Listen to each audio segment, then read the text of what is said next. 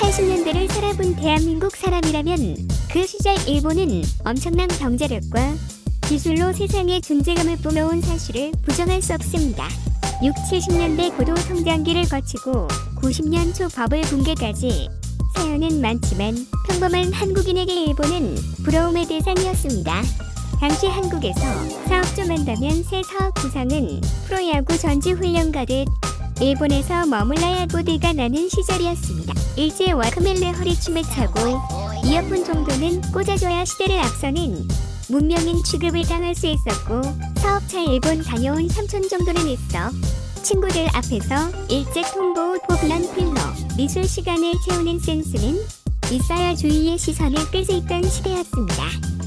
이런 조건이 안 되는 친구들은 부모님과 자신의 신세를 한탄하며 커서 일제 전자제품을 반드시 가지고 말 것이라고 다짐하곤 했고 이모 고모 동네 아줌마들은 어렵사리 갯돈을 모아 아키하바라로 달려갔고 돌아오는 도감 페리 호안에서 품에 안은 코끼리 밥통을 바라보며 선진 문물을 처음 접한 놀라움과 경이로움에 젖을 수 있는 특권도 누려보며 코끼리 밥통으로 지은 밥을 먹으며 자신도 선진 일본의 신세계에 속했다는 안도감의 평안을 얻을 수 있었습니다.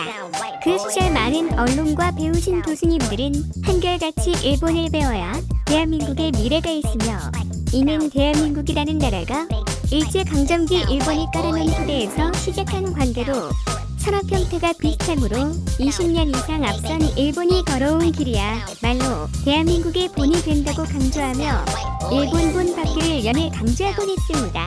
특히 일본인 특유의 장인정신은 많은 언론과 배우신 분들이 칭찬한 일본인의 특장점으로 수백 년 가업을 이어가는 일본인들을 가리키며 봐라 이런 장인정신으로 제품을 만드는 일본인데 일본 제품이 좋지 않을 수 없다며 냄비 근성도 변덕이 심하고 빨리빨리만 외치면서 대충대충 일하는 한국인들을 일본식으로 개조하지 못한다면 천년이 지나도 일본을 따라갈 수 없다는 흉측한 전망까지 내놓기 일쑤였습니다.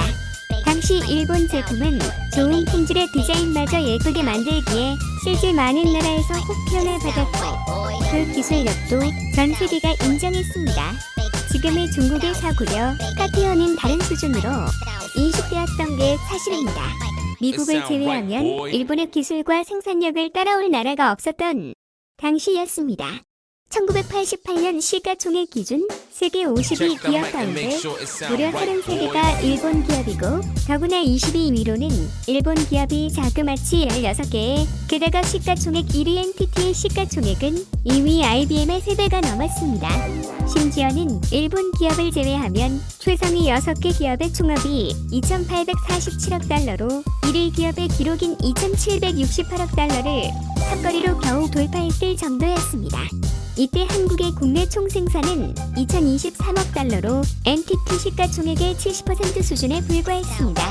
아무리 당시 한국이 신생공업국이었다고 하더라도 올림픽을 개최한 국가의 GDP가 일개 기업의 시가총액보다도 못하다는 점에서 당시 일본의 경제 규모가 얼마나 엄청났는지를 짐작할 수가 있습니다. 게다가 당시 일본의 GDP가 나머지 아시아 전체 GDP보다 컸다는 사실은 더욱 놀랍습니다.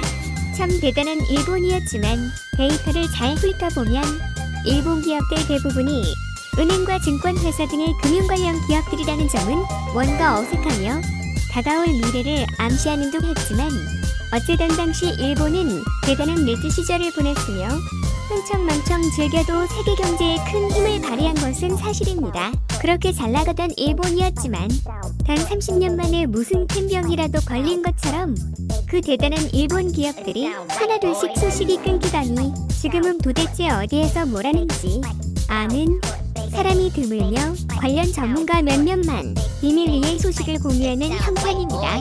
그 옛날 우리 주위를 채우던 그만큼 일본 제품은 몇 가지 특정 분야를 제외하면 찾아보기 힘들고 혹시 있다고 해도 그 모양새나 기능은 90년대에서 온 골동품처럼 신기하기까지 합니다. 특히 일본 과자는 당시 세계를 대표하고 있었으며 영원할 듯했지만 지금은 흔적도 없이 사라졌으며 그 자리를 대한민국 기업인 LG와 삼성이 상상하기 힘든 아이디어와 기술, 디자인으로 독차지하고 있는 상황입니다. 그런데 이런 관점이 틀렸다고 지적하며 일본의 초기술력을 뽐내는 제품이 2020년 파나소닉이라는 일본 기업에 의해 발표되었습니다. 파나소닉은 자신들의 축적된 초기술력으로 일본이 아직 죽지 않았고 기술 선진국임을 입증하는 놀라운 제품을 선보입니다. 새롭고 흥미로운 노트북 레츠 노트를 출시해서 판매를 시작했는데 일본 해외 네티즌들은 놀라움을 감추지 못하는 상황입니다. 이건 너무한 거 아니냐고, 시발. 괜찮아요? 많이 놀랬죠? 미안해요. 한국의 많은 유튜버와 네티즌들도 이 제품을 보며 수많은 평평을 내놓으며 놀랍다는 반응은 역시 공통적이었습니다.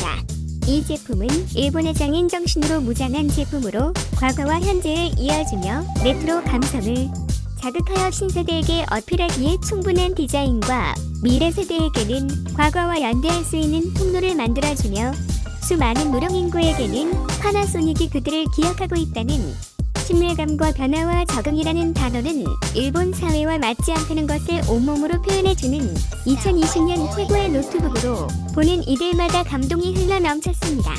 일본 유튜브들도 이 제품과 사과 노트북을 비교하면서 그 장점 알리기에 열을 올리며 자국산 신제품에 초기술력에 열광했습니다. 노트북 레츠 노트는 500만원에 고가임에도 불구하고 시원하게 1.1kg을 넘는 육중한 우회함을 장착하고 혹시 까먹고 못쓰고 있을 CD를 구출하기 위해 CD롬이라는 특유의 제형을 넣었으며 LG나 삼성 노트북이 실수로 떨어뜨려 발에라도 맞을 경우 그 날카로움과 칼날 같은 두께에 발에 큰 상처를 입을 수 있다는 불안감을 일시에 쓸어버리는 뭉툭한 디자인은 남들이 다 맞다고 할 때 아니라고 할 수 있는 배점까지 갖춘 걸출한 제품임을 알 수 있으며 과거와의 소통에 문제가 많다는 해외 제품들의 단점을 적극적으로 보완하여 구식 포트들로 꽉 채우고 여성들의 안전기가에 필요한 망치대용, 분리 가능한 배터리까지 적용한 섬세함까지 보탠 명작입니다. 더구나 홍보 영상 속에서는 수시로 노트북을 떨어뜨려 이상 없이 튼튼함을 어필하며 이 노트북은 호신용으로 사용이 가능하며 노트북 기능의 새로운 패러다임을 제시하는 걸물입니다. 이 제품을 바라보면서 과거 언론과 똑똑한 교수님들이 그렇게 강조해온 일본 장인 정신의 공극의 결과물이 아닐까 하고 생각하게 됩니다. 전통을 잃지 않고 과거로 회귀하는 일본에게 박수를 보냅니다. 오늘은 여기까지입니다. 국뽕의 맛이었습니다.